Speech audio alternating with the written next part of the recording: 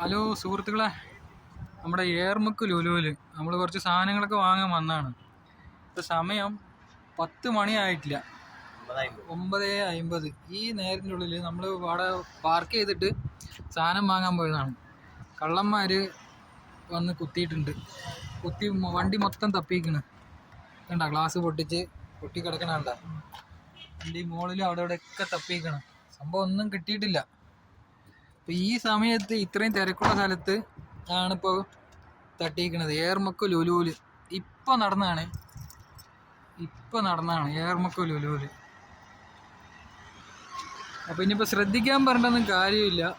ഈ ഇത്രയും പട്ടാപ്പകല് പോലെയുള്ള വെളിച്ചത്ത് നൈസായിട്ട് താങ്ങിയത് ആരായിരിക്കും അല്ലേ?